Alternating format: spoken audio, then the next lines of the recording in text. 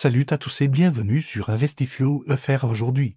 On va parler d'un sujet crucial qui peut littéralement faire la différence entre devenir riche ou rester coincé financièrement, les intérêts composés contre les frais composés. Vous savez, Einstein aurait dit que les intérêts composés sont la 8e merveille du monde. Celui qui les comprend les gagne. Celui qui ne les comprend pas, les paye. Et c'est exactement de ça qu'on va parler aujourd'hui. Imaginez votre argent comme une boule de neige qui dévale une pente. Les intérêts composés.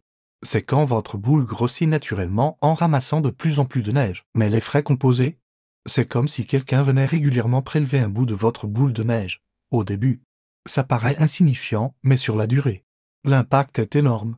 Prenons un exemple concret. Vous investissez 10 000 € avec un rendement annuel de 7%. Sans frais, au bout de 30 ans, vous auriez environ 76 000 €. Impressionnant, non maintenant.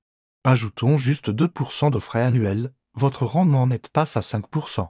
Et votre capital final tombe à 43 000 €. Ces 2% de frais vous ont coûté 33 000 €.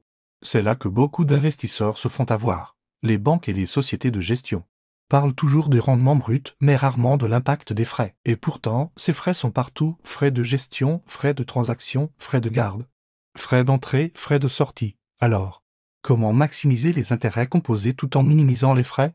Voici quelques stratégies concrètes. Premièrement, privilégier les ETF à faible coût. Ces fonds indiciels répliquent simplement les marchés avec des frais souvent inférieurs à 0,2% par an. C'est 10 fois moins que certains fonds actifs. Deuxièmement, éviter les produits financiers complexes avec des couches multiples de frais. Plus c'est simple, moins c'est cher et souvent plus c'est efficace. Troisièmement, adopter une stratégie d'investissement passif sur le long terme. Moins vous faites de transactions, moins vous payez de frais. Un autre point crucial, vérifiez toujours les frais cachés. Certains produits financiers affichent des frais de gestion bas, mais compensent avec d'autres types de frais moins visibles. L'objectif n'est pas d'éviter tous les frais, c'est impossible, mais de les optimiser au maximum. Chaque pourcentage de frais économisé, c'est un pourcentage qui travaille pour vous grâce aux intérêts composés.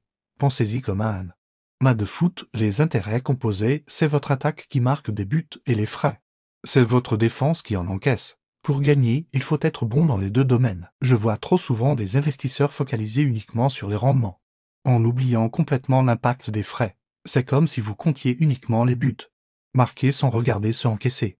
Voici un dernier conseil pratique, faites régulièrement un audit de vos investissements. Listez tous les frais que vous payez et cherchez des alternatives moins coûteuses. Vous serez surpris des économies possibles. N'oubliez pas, le temps est votre meilleur allié pour les intérêts composés, mais aussi votre pire ennemi pour les frais composés.